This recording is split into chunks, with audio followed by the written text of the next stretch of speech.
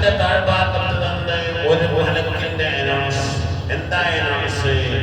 അലാ ലിയഖുലിൽ ആബിദൂന, അല്ലാഹുവിനെ അനുസരിച്ച് ഇബാദത്തെടുത്ത് ജീവിക്കുന്ന ആളുകൾ ഉണർന്ന് ഇബാദത്തെടുക്കേണ്ട വളരെ പ്രധാനപ്പെട്ട സമയമാണ്. ഒരു പ്രത്യേക സമയമാണ്. പണ്ഡിതന്മാരുടെ സമയം കുറിച്ച് എന്ന് പറഞ്ഞ് വിലമതിക്കാൻ കഴിയാത്ത സമയമായിട്ട് ഇശാ മഗ്‌രിബിന്റെ ഇടയിലുള്ള സമയത്തിന് ആ ഇശാ മഗ്‌രിബിന്റെ ഇടയിലുള്ള സമയം ഒരു മോശമായ കാര്യമോ ഇനി മോശം വേണ്ട അനാവശ്യമായ ഒരു കാര്യത്തിലേക്ക് പോലും നമ്മുടെ ജീവിതത്തിന്റെ സമയം തിരിക്കാതെ എല്ലാം നഷ്ടപ്പെടുത്താനുള്ള സമയമായിട്ട് അതിനെ ഉപയോഗപ്പെടുത്താൻ അന്നേരല്ലേ അശീലോദുള്ളത്, അപ്പോഴല്ലേ വാക്യാസൂറം തോന്നേണ്ടത്, അപ്പോഴല്ലേ സരിതാസൂറം തോന്നേണ്ടത്, അപ്പോഴല്ലേ തബാറക സൂറം തോന്നേണ്ടത്, അപ്പോഴല്ലേ ദുഹാൻ സൂറം തോന്നേണ്ടത്, അപ്പോഴല്ലേ ഒരു ആയത്തുൽ കുർസി ഓതേണ്ടത്, അപ്പോഴല്ലേ ഒരു ആമന റസൂൽ ഓതേണ്ടത്. അതൊക്കെ ഓതുമ്പോൾ ഇശായില്ലേ മഗ്‌രിബിന്റെ ശേഷമുള്ള സുന്നത്തും കഴിയെങ്കിൽ സമയമുള്ള ആളുകൾ ഒരു 2 റക്അത്തെങ്കിലും സ്വലാത്തുൽ അവ്വാബീൻ, അതിന് കൂടുതൽ സമയമുണ്ടെങ്കിൽ ഒരു 6 റക്അത്തെങ്കിലും അവ്വാബീൻ നിസ്കാരം നിസ്കരിച്ചിട്ട് ഇശാ മുഴക്ക് യാസീൻ ഓത, തബാറക ഓത, വാഖിഅ ഓത, സജ്ദ ഓത, ദുഹാൻ ഓത, ദുനിയാവ്, ഖബർ, മഹ്ശറ, ആഖിറ എല്ലാം രക്ഷപ്പെടാൻ പഠിപ്പിച്ചിട്ടില്ലേ? കുറഞ്ഞ സമയം ഉപയോഗപ്പെടുത്തിക്കൂടെ? അപ്പൊ ഞാൻ പറയുന്നത് അവ്വലുല്ലയിലാണ്. അവ്വലുല്ലയിൽ മഗ്‌രിബിന്റെയും ഇശാഇന്റെയും ഇടയിലുള്ള ടൈം അവ്വലുല്ലയിൽ. അത് ആബിദീങ്ങൾ ഉണർന്നിരിക്കുന്ന സമയം.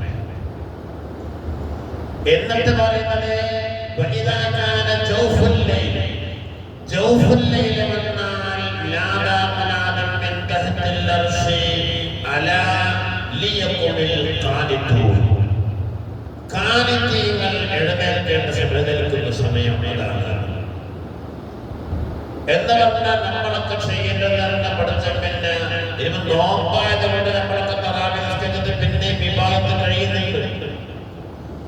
അല്ലാത്തൊരു കാലത്ത് നോമ്പ് തറാവീഹ് ഇശാ നിസ്കാരം കഴിഞ്ഞ് വീട്ടിൽ പോയി ഭക്ഷണം കഴിച്ച് ഇനി പിന്നെ ഫോണ്, നാടൻ സംസാരങ്ങള്, പത്രം വായിക്കല്, ഇങ്ങനെ ഒരു കാരണവശാലും ഇശാഇന്റെ ശേഷം സമയം പാഴാക്കാൻ പാടില്ല. ഹബീബായ മുഹമ്മദ് റസൂലുള്ളാഹി തങ്ങൾ നഹി ചെയ്തു അന്നൗമ ഖബലൽ ഇശാഇ വൽ ഹദീസ ബഅദഹ, ഇശാഇന്റെ മുമ്പ് കിടന്നുറങ്ങാൻ പാടില്ല. ഇശാഇ കഴിഞ്ഞാൽ ദുനിയവിയായ സംസാരങ്ങളോ ദുനിയാവിന്റെ കാര്യങ്ങളോ ഏർപ്പെട്ട് സമയം പോകാൻ പാടില്ല. ഏറ്റവും നല്ല മനുഷ്യൻ നല്ലതാണ് ഇശാഇ കഴിഞ്ഞിട്ട് കിടന്നിട്ട് എണീച്ചിട്ട് പിന്നെയും കിടക്കണം. ജൗഫുൽ ലൈലാണെന്നും മലക്ക് വിളിച്ച് പറയാ അലാ ലിയഖുമിൽ ഖാനിതൂൻ, ഖാനിതീങ്ങൾ പറഞ്ഞാൽ അല്ലാഹുവിലേക്ക് മുറിഞ്ഞു വീണവർ. അവരെണീറ്റ് ദ്വാരക്കന്ന് നിസ്കരിക്കുന്ന സമയമാണ് ജൗഫുൽ ലൈൽ. ജൗഫുൽ ലൈൽ പറഞ്ഞാൽ 12 മണി കഴിയുമ്പോഴാണ് ജൗഫുൽ ലൈൽ വരുന്നത്. 12 മണി കഴിഞ്ഞ് ഒരു 2 മണി സമയമാകുന്ന നേരം അത് ജൗഫുൽ ലൈലിന്റെ യഥാർത്ഥ ടൈമാണ്. ആ ടൈമിൽ മലക്ക് വിളിച്ച് പറയാണ് യഖുമിൽ ഖാനിതൂൻ, ഖാനിതീങ്ങൾ എണീക്കി എണീക്കി എണീക്കി. നമ്മൾ എത്ര എണീക്കി? റമളാൻ അല്ലാത്ത 11 മാസക്കാലം ആരാണ് ആ സമയത്ത് എണീറ്റിട്ട് 2 റക്അത്ത് നിസ്കരിച്ച് ദ്വാരക്കുന്നത്? ആരെങ്കിലും ആത്മാർത്ഥമായി എന്റെ കുടുംബം അല്ലെ എന്റെ നാട്, ഈ സമൂഹം ഈ മോശമായ ചെയ്തികളിൽ നിന്ന് രക്ഷപ്പെടാൻ എന്നെ കൊണ്ട് കഴിയുന്ന ഒരായുധം ഞാൻ എടുക്കട്ടെ എന്ന് വിചാരിച്ചിട്ട് പാതിരാ സമയത്ത് എഴുന്നേറ്റ് ആത്മാർത്ഥമായി കണ്ണുനീരടിപ്പിച്ച് പഠിച്ചവരോട് ദുആ ചെയ്ത ആരാണ് നമ്മുടെ കൂട്ടത്തിലുള്ളത്? എന്ത് ചെയ്യുമെന്ന് ചോദിക്കുന്നതിന് പകരം ചെയ്യാനായിട്ട് പിന്നെ അത് കഴിഞ്ഞിട്ടുള്ള സമയമാണ് മൂന്നാമത്തെ മലക്കിന്റെ വിളി. അത്താഴ സമയമായാൽ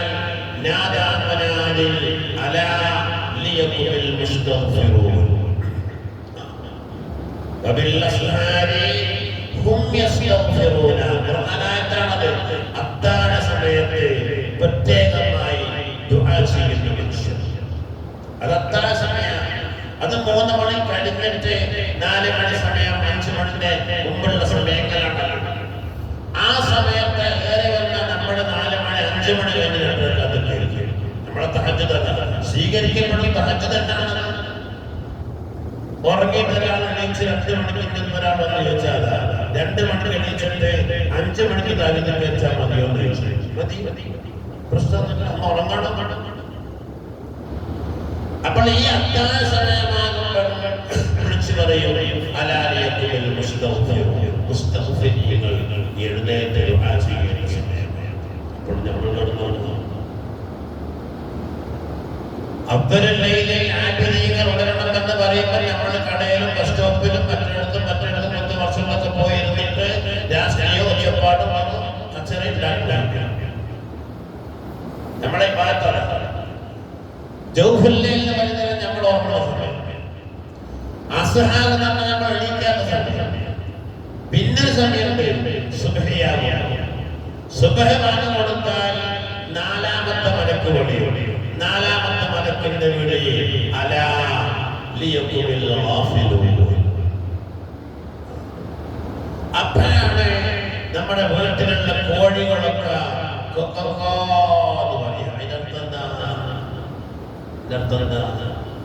അതിന്റെ അർത്ഥം അറിയുന്നതെന്ന് പറഞ്ഞു. സുലൈമാൻ നബി അലൈഹി സ്വലാമൊക്കെ പറഞ്ഞ കോഴി എന്താ പറയുന്നത്? കോഴി സുബഹിയായിട്ട് മടിക്കാത്ത വർക്കാരുണ്ടെങ്കിൽ അശ്രദ്ധരായിട്ട് കടന്നിറങ്ങുന്ന പെരക്കാരെ എണീച്ചെടുക്കുകയാണ്. അതാ കോഴി കേൾക്കുന്നത്.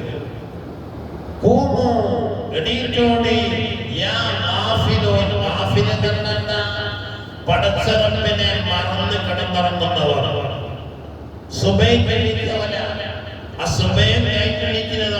അത് നായ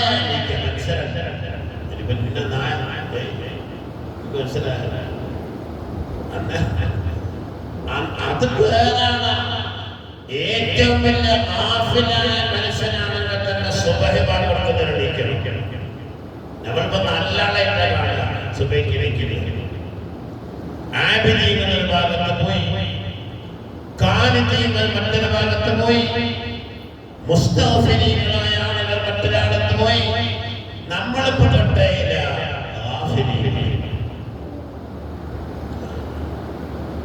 പിന്നെ പറഞ്ഞു വന്നത് നമ്മളെ ഈ പറയുന്നതിനും ചെയ്യുന്നതിനൊക്കെ നമുക്ക് ആത്മാർത്ഥത ഉണ്ടെങ്കിൽ, അല്ലാതെ പ്രസംഗിക്കാൻ എല്ലാവർക്കും പറ്റും.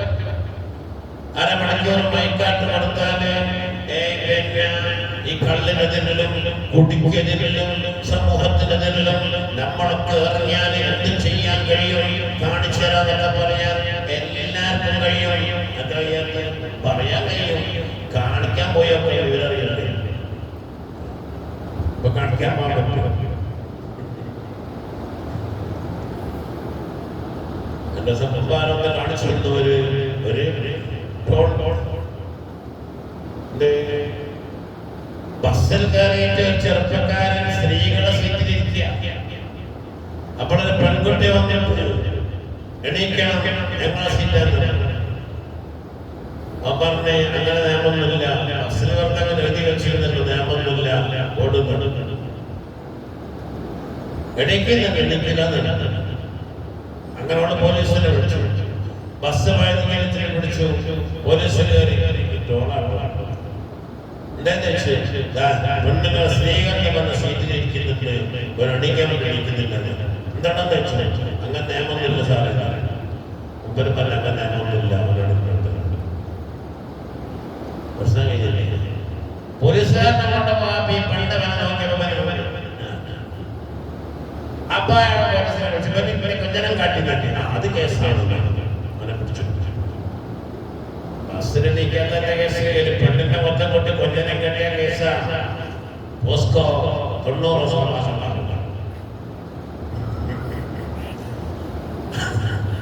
അത് നിങ്ങളെ സ്വന്തം മകളാണെങ്കിൽ പോലും, നിങ്ങളെ സ്വന്തം ഭാര്യയാണെങ്കിൽ പോലും, ഇപ്പൊ മനുഷ്യന്മാര് മനുഷ്യനെ എവിടെത്തിയെന്ന് വെച്ചാല് ഖുർആൻ പറഞ്ഞ ഒരു മനുഷ്യന്മാരുണ്ട്. വലഖദ് ദറഅനാ ലിജഹന്നമ കസീറൻ മിനൽ ജിന്നി വൽ ഇൻസി ലഹും ഖുലൂബുൻ ലാ യഅഖിലൂന ബിഹാ വലഹും ആദാനുൻ ലാ യസ്മഊന ബിഹാ വലഹും അഅ്യുനുൻ ലാ യബ്സിറൂന ബിഹാ ഉലൈക കൽ അൻആമി ബൽ ഹും അളല്ലൂ. ഖുർആൻ അങ്ങനെ പറഞ്ഞു. നരകം ആർക്കുള്ളതാ?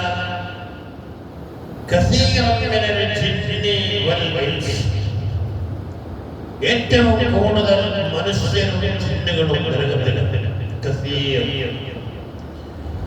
പക്ഷെ ആ നരകത്തിൽ കിടക്കുന്ന ജിന്നുകളുടെ മനുഷ്യരുടെ സ്വഭാവം അവർക്ക് ചിന്തിക്കാനുള്ള കൽബുകൾ അല്ലാഹു കൊടുത്തിട്ടുണ്ട്.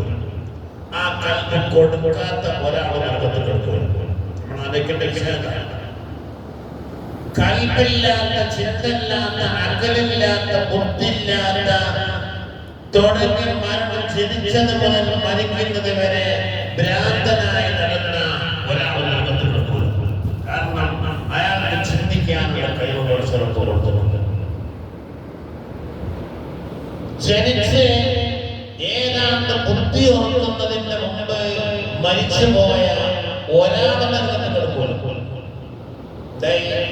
ചിന്തിക്കാൻ സമയത്തില്ല.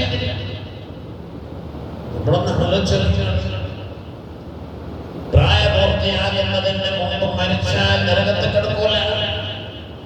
എത്രത്തോളം അവിടെ പറയുന്നത് മുസ്ലിങ്ങളുടെ മക്കള് വരെ സ്വർഗത്തിലാണ്. ഓർക്ക് സ്വർഗാവകാശികൾക്ക് കള്ളും വെള്ളവും പാലും തേനും ഒക്കെ കൊണ്ടുകൊണ്ടുന്ന മതിയാണ്. സ്വർഗാവകാശികൾക്ക്. പിന്നെ നരകാർക്കുള്ളതല്ലോ അവർക്ക് ഹൃദയങ്ങൾ കൊടുത്തിരുന്നു, ഉണ്ടായിരുന്നു. പക്ഷേ അതവർ ഉപയോഗപ്പെടുത്തിയില്ല. അവർക്ക് ചെവികളുണ്ടായിരുന്നു. പക്ഷേ കേൾക്കേണ്ടതൊന്നും അവർ ആ ചെവി കൊണ്ട് കേട്ടില്ല. അവർക്ക് കണ്ണുകളുണ്ടായിരുന്നു. കാണേണ്ടതൊന്നും ആ കണ്ടുകൊണ്ട് അവർ കണ്ടില്ല.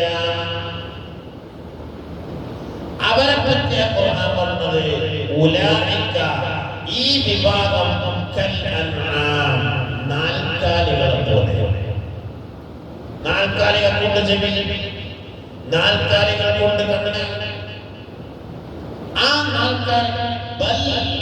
നാൽക്കാലികളോട് ഇവരെ എന്താക്കാൻ പറ്റില്ല, ഉപമിക്കാൻ പറ്റില്ല. ഗുണം പറയാം. ബൽ എന്ന വാക്കിന്റെ നാൽക്കാലികളോട് പോലും ഉപമിക്കാൻ പറ്റില്ല.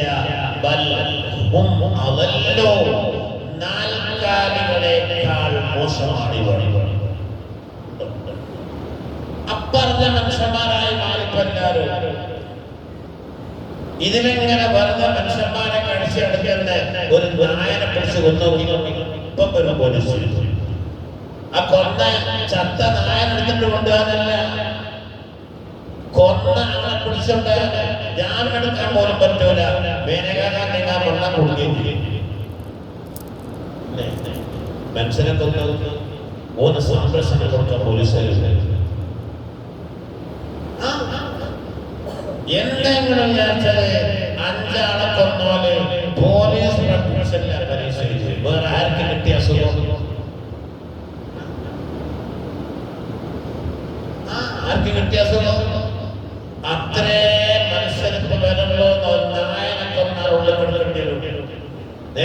മനുഷ്യന് മാനിനെയൊക്കെയാണ് കൊല്ലുന്നതെങ്കിൽ പിന്നെ ദുനിയാവ് പിന്നെ കാണൂല, പിന്നെ മരിക്കുന്നവരെ ഉള്ളിൽ. നേരെ മറിച്ച് ഒരു മനുഷ്യനെ കൊന്നോക്കി 1 മണിക്കൂറിനുള്ളിൽ പുറത്തിറങ്ങും. എവിടെത്തി? നമ്മൾ നമ്മെ അവിടെ എത്തിച്ചു എന്നർത്ഥം.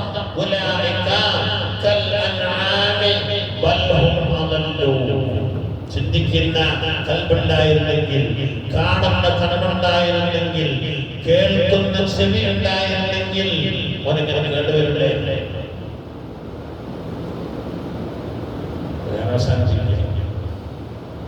അപ്പൊ നമ്മുടേതായ നമ്മൾ ഒരുപാട് പ്രവർത്തനങ്ങൾ, അമലുകൾ ചെയ്യുന്നുണ്ട്. ഈ ചെയ്യുന്നതൊക്കെ അല്ലാഹുവിന് വേണ്ടിയാവുക എന്നതാണ് നമ്മുടെ ഇബാദത്തിന്റെ ഏറ്റവും വലിയ സന്ദേശം. അതുണ്ടെങ്കിൽ തീർച്ചയായും അത് സ്വീകരിക്കപ്പെടും. കബൂലാണ്. നിസ്കരിക്കുമ്പോൾ ലില്ലാഹി തആല പടച്ചോന് വേണ്ടിയാകുക, നോമ്പ് നോക്കുമ്പോൾ അല്ലാഹുവിന് വേണ്ടിയാകുക, ഖുർആൻ ഓതുമ്പോൾ അല്ലാഹുവിന് വേണ്ടിയാകുക, സദഖ ചെയ്യുമ്പോൾ അല്ലാഹുവിന് വേണ്ടിയാകുക. എത്രത്തോളം നിന്റെ ഒരു സുഹൃത്തിനെ കാണുമ്പോൾ നീ ഒന്ന് പുഞ്ചിരിക്കുന്നത് അല്ലാഹുവിന് വേണ്ടിയാകുക. കൂലിയാണ്. അർശന്റെ തണല് കിട്ടുന്ന രണ്ടാമത്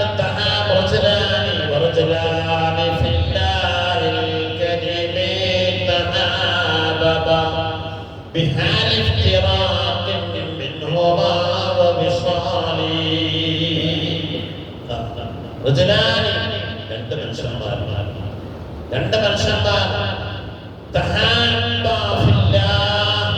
അവർ രണ്ടാക്കും ഭയങ്കര സ്നേഹമാണ്. ഇയാൾക്ക് അയാളോട്, അയാൾക്ക് ഇയാളോട് ഭയങ്കര സ്നേഹം. പക്ഷേ എന്തിനാ സ്നേഹം? അദ്ദേഹത്തിന്റെ പണം കണ്ടിട്ടല്ല, അദ്ദേഹത്തിന്റെ സൗന്ദര്യം കണ്ടിട്ടല്ല, അദ്ദേഹത്തിന്റെ സ്വഭാവം കണ്ടിട്ടൊന്നുമല്ല. സലാഹിയത്ത് കൊണ്ട് റഹ്മാനായ റബ്ബിന്റെ മാർഗത്തിൽ സ്നേഹിക്കാൻ പറ്റുന്ന ഒരു മനുഷ്യനാണെന്ന് മനസ്സിലാക്കിയിട്ട് ഫില്ലാഹി അല്ലാഹുവിന് വേണ്ടി അവർ സ്നേഹത്തിലാണ്.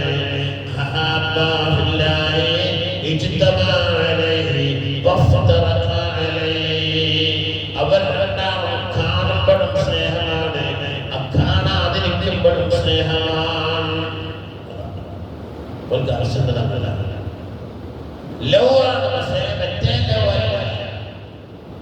സ്നേഹിക്കണം. സ്നേഹം അത് അല്ലാഹുവിന് വേണ്ടിയാകുമ്പോൾ അർശന്റെ തണലുകളിലും സ്നേഹിതമായിരിക്കണം. നമ്മളൊക്കെ എന്ത് ചെയ്താലും അത് അല്ലാഹു എന്ന ഒരു ശക്തി നമ്മളെ മുമ്പിലുണ്ടാകും. ഏതോ മനുഷ്യന്റെ കാര്യം എന്തൊരു അത്ഭുതമാണ്. ലോക അത്ഭുതമാണ് മനുഷ്യൻ. അത്ഭുതമാണ് മനുഷ്യന്റെ പ്രവർത്തനങ്ങൾ.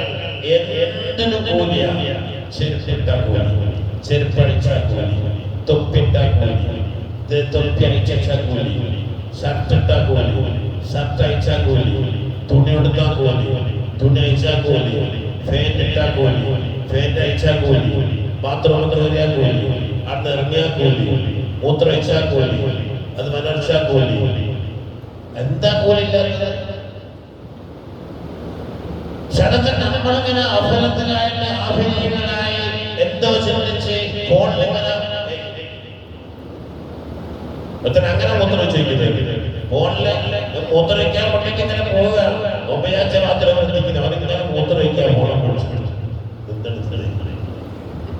അഫലത്തിൽ ഓനെന്താന്ന് പോകാനറിയാം, ഓനെവിടെയാണെന്ന് ഓനറിയാം. ഈ ചെയ്യുന്ന ജോലികൾക്കൊക്കെ നമ്മൾ സാധാരണ എന്ത് ഞാൻ പറയണ്ടേ, ഒരു മനുഷ്യന്റെ ചെയ്തു പോയ തെറ്റുകൾ പുറത്തപ്പെടാൻ അരക്ലാസ് വെള്ളം കുടിച്ചാൽ, അരക്ലാസ് വെള്ളം വെള്ളം കുടിച്ചാല് കഴിഞ്ഞു പോയ സർവ്വ തെറ്റുകളും പുറത്തപ്പെട്ടു. അത് കുടിക്കേണ്ടത് കുടിക്കണം. നിന്ന് കുടിക്കുക. ഇപ്പൊ എത്ര ഗ്ലാസ് കുടിക്കും? ഇടത്തേക്ക് രണ്ടാ കുടിക്കുക, നിന്നാ കുടിക്കുക. നേരത്തെ ഒരാള് വന്ന് പറഞ്ഞു ഷുഗറാണ്. ഞാൻ പറഞ്ഞ ഷുഗർ ഇല്ലാത്തവര് ഷുഗർ ഇല്ലാതെ അർപ്പിക്കുന്ന കാലം അല്ലേ? എനിക്ക് ഷുഗർ ഉണ്ട്, 450 ഉണ്ട് എന്ന് പറയാനാണ് ഇപ്പൊ മനുഷ്യന്റെ അഭിമാനം. എനിക്ക് ഒരു മെഡിക്കൽ ഓപ്പറേഷൻ റോഡിന്റെ പേര്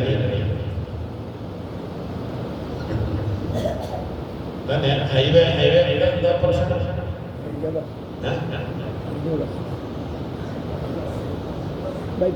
ബൈപ്പാസ് കോഴിക്കോട് ബൈപ്പാസ്. എനിക്കൊരു ബൈപ്പാസ് ഓപ്പറേഷൻ ഇരിക്കുകയാണെന്നൊക്കെ പറയാൻ എന്തോ ഒരു അഭിമാനത്തിന്റെ കോലത്തിലെത്തിയിട്ടുണ്ട് മനുഷ്യരവിടെ. പിന്നെ ഇങ്ങനെ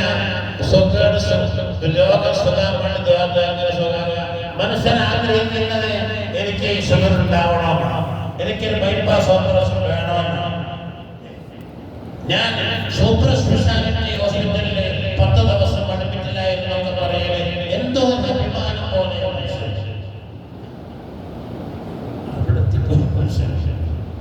അതൊക്കെ ഒന്ന് മാറ്റിയെടുക്കുന്ന അവസ്ഥയിലേക്ക് നമ്മൾ വരുമ്പോഴേ നമ്മളെ മനുഷ്യരാവുന്ന പറയുന്നത്. എന്ത് ചെയ്താലും എന്ത് ചെയ്താലും ഗ്ലാസ് വെള്ളം ഇപ്പൊ കുടിക്കുന്നത്. ഞങ്ങൾ സ്ഥലത്ത് പോയി തറാവീഹിന്റെ ശേഷം ഒരു സിയാറത്തിന് പോയതാണ്. സുബ്ഹാനല്ലാഹ്, ഒരു സ്ഥലത്തെത്തിയപ്പോ അവിടെ ഭയങ്കര ജനം. പലരും ചിലര് സോഡ കുടിക്കുന്നു, ചിലര് ചായ കുടിക്കുന്നു, ചിലര് പിന്നെ വേറെന്താ കുടിക്കുന്ന. ഒറ്റ പോലും വലത്തെ കൈയോടെ കുടിക്കുന്നില്ല, ഇരുന്ന് കുടിക്കുന്നില്ല. അത് പെട്ടപ്പെടല്ല. വലത്തെ കൈയിലെ ഫോണ്, ഇടത്തെ കൈയിലെ ഗ്ലാസ്, നിൽക്കുക, നടക്കുക, നടന്നാ കുടിക്കും.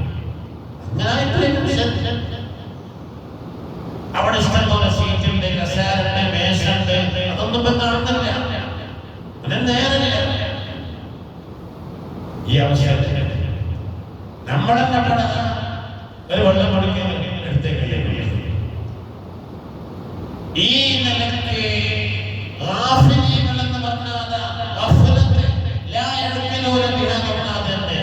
ചിന്തിക്കേണ്ട കൽബും ബുദ്ധിയോ ഒക്കെ ഉണ്ട്.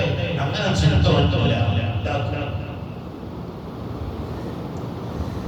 അപ്പോ കൽബുണ്ട് എന്ന് പഠിച്ചോ, അല്ലാണ്ട് ബാലഹും കൽബില്ല കൽബുള്ളോടെ സ്വർണ്ണത്തിൽ കളിക്കണം, നല്ല കണ്ണുള്ളോടെ സ്വർണ്ണത്തിൽ കളിക്കണം, നല്ല ചെവി ഉള്ളോടെ സ്വർണ്ണത്തിൽ കളിക്കണം. അല്ല നരകത്തിൽ കളിക്കണം. അല്ല കൽബിന്റെ പ്രത്യേകത. കൽബിന്റെ പ്രത്യേകത ഇതാ ഒരടിമ ഒരു പാടില്ലാത്ത ഒരു കാര്യം ചെയ്താൽ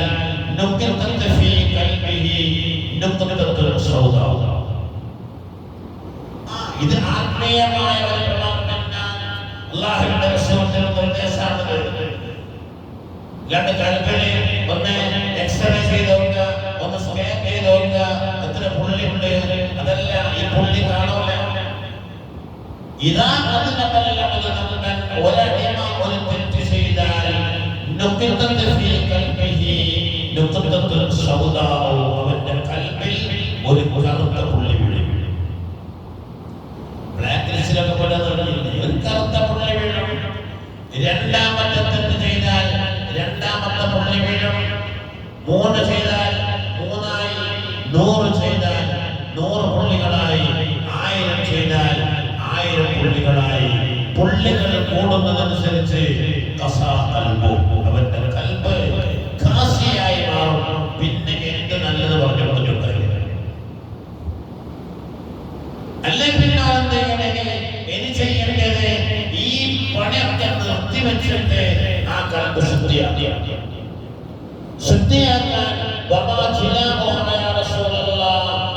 എന്താണ് അത് ശുദ്ധിയാക്കാനുള്ള മരുന്ന്? ഒരു റസൂൽ പറഞ്ഞത് രണ്ടെണ്ണാണ് ഖിറാഅത്തുൽ ഖുർആനും ദിക്റുൽ മൗത്ത്. നല്ലോണം മരിച്ചു പോകുന്നത് ചിന്തണ്ടാകുക, രണ്ടാമത്തെ ഖുർആൻ ഇങ്ങനെ ഓഡിറ്റ് ചെയ്യുക, എന്നിട്ട് ആ പുള്ളികളൊക്കെ ഇങ്ങനെ കഴുകി ഒരുങ്ങി പോകും.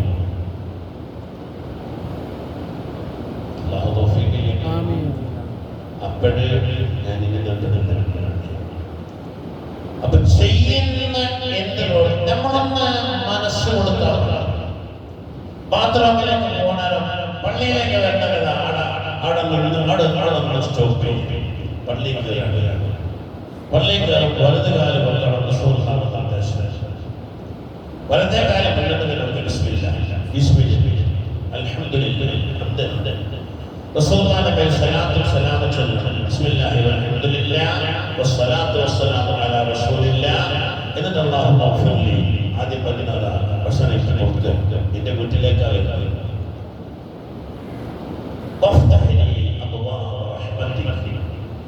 നിന്റെ റഹ്മത്തിന്റെ കവാടങ്ങൾ നിന്റെ മുന്നിൽ നീ തുറന്നു. പള്ളിയിലേക്ക് വരുന്നതിന്റെ മോനെ മര്യാദയാണ്. ഉള്ളിൽ കയറി കഴിഞ്ഞിട്ട് ഇത് ചെയ്യേണ്ടത് ഏത് തരത്തിലുണ്ടെങ്കിലും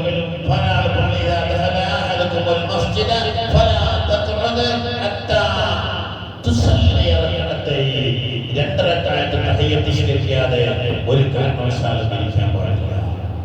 അത് ചിലർ പറയും മഗ്‌രിബിന്റെ കുറച്ചൊക്കെ മുമ്പ് വന്ന് നിൽക്കാൻ പാടില്ല, നട്ടുച്ചക്ക് വന്ന് നിൽക്കാൻ പാടില്ല, സുബഹിന്റെ ശേഷം വന്ന് നിൽക്കാൻ പാടില്ല. അതൊക്കെ ഈ തഹിയ്യത്തിനെ പറ്റിയല്ല പറഞ്ഞത്. അതൊക്കെ വേറെ നിസ്കാരമാണ്. പള്ളിയിലേക്ക് കയറി വന്ന സുബഹിന്റെ ശേഷം, ളുഹറിന്റെ ശേഷം, അസറിന്റെ ശേഷം, മഗ്‌രിബിന്റെ മുമ്പായാലും എപ്പോഴാണെങ്കിലും തഹിയ്യത്ത് നിസ്കരിച്ചിരിക്കണം.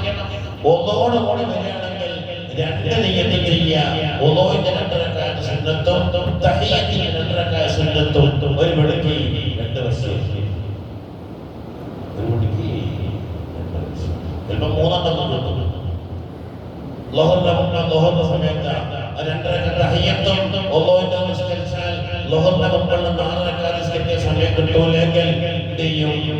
തഹിയ്യത്ത് കരുതും, ഒന്നോന്റെ കരുതും, ളുഹറിന്റെ മുമ്പുള്ള ഒരു മണിക്ക് 3 വസീയത്ത്. ഈ 4 വിപ്ലവം വിശദീകരിക്കില്ല. അപ്പോൾ അതൊക്കെ ചെയ്യേണ്ടത് പോലെ നമ്മൾ പറഞ്ഞതിന്റെ പള്ളിക്കാരുടെ മര്യാദയാണ്. നമ്മൾക്ക് ഒന്നെടുത്ത് പറഞ്ഞ ഉള്ളിൽ കയറിയത്, ഇരുന്നതിന്, നടന്നതിന് എല്ലാം പ്രതിഫലം, എല്ലാം പ്രതിഫലം. നരകത്തിനെ കുറിച്ച് തന്നെ ഞാൻ പഠിച്ചപ്പോൾ പിന്നെ പറയുന്നത് ഏറ്റവും മുകളിലെ തട്ടിലെ ആരാധനയിലെ ആദ്യത്തെ തട്ടിൽ ഞാൻ പറഞ്ഞു തുടങ്ങിയും ഏറ്റവും അടിയിൽ മുനാഫിക്കീങ്ങളാണ്, അതിന്റെ പുറത്ത് മുസ്ലിമീങ്ങളാണ്, അതിന്റെ പുറത്ത് യഹൂദികളാണ്, അതിന്റെ പുറത്ത് നസാറാക്കളാണ്, അതിന്റെ പുറത്ത് സാമിയങ്ങളാണ്. ഏറ്റവും അവസാനം മിൻ അഹ്ലിൽ കബാഇരി മിൻ ഉമ്മത്തിക മാതൂ ഫലം യതൂബൂ. അങ്ങയുടെ സമുദായത്തിൽ വൻദോഷങ്ങൾ ചെയ്തിട്ട് തൗബ ചെയ്യാൻ കഴിയാതെ മരിച്ചു പോയവരാണ് ഏറ്റവും അവസാനം. അപ്പൊ നമ്മൾ ചെയ്യാനുള്ള വൻദോഷങ്ങളൊന്നും ചെയ്യാതിരിക്കുക. ചെറുദോഷങ്ങളൊക്കെ നിസ്കരിച്ചാലും നോമ്പോറ്റാലും ഒന്നോ എടുത്താലും ഒക്കെ പൊട്ടു പറയണമെന്നുണ്ട്. എന്നാ തന്നെ അങ്ങനെ പ്രതീക്ഷ നമ്മൾക്ക് ഈമാനിന്റെ ഭാഗം എന്ന് പറഞ്ഞാൽ പ്രതീക്ഷയും വേണം, പേടി വേണം. മുർജിഅത്ത് എന്ന് പറഞ്ഞ ഒരു വിദഗ്ധത്തിന്റെ കക്ഷികൾ എന്നൊക്കെ പറയുമ്പോൾ മുർജിഅത്തിന്റെ വിദഗ്ധത്തിന്റെ കക്ഷികളെ പറ്റി കിതാബുകളിൽ പറയുന്നത് റജാഇന്റെ ആളുകളാണ്. റജാ എന്ന് പറഞ്ഞാൽ ഈമാൻ ഉണ്ടായാൽ മതി, എന്നാ പിന്നെ ഒന്നും പേടിക്കേണ്ടിയില്ല, ഇന്ത്യയിലായി പഠിച്ചോ കൊടുക്കും, ദുർഗത്തിൽ കൊടുത്തു. മാത്രം പോരാ, അതാണ് ഈമാൻ. പഠിച്ചാണ് ഞങ്ങളെ രക്ഷപ്പെടുക. ഒരു കഥ കണ്ടാല് അത്ഭുതപ്പെടുന്നു. രക്ഷപ്പെടാൻ ഒരു മാർഗവുമില്ല. നമ്മൾ എങ്ങനെ രക്ഷപ്പെടും? സ്വർഗത്തിന്റെ ടിക്കറ്റ് കൊടുക്കപ്പെട്ട ആളുകൾ പോലും പറഞ്ഞത് എന്ന് പഠിച്ചാൽ പറയുന്നതിന് മുമ്പ് എനിക്ക് വേണ്ടി ചെയ്തെന്ന് പറഞ്ഞാൽ ഞാൻ മണ്ണാവാൻ ഇഷ്ടപ്പെടും.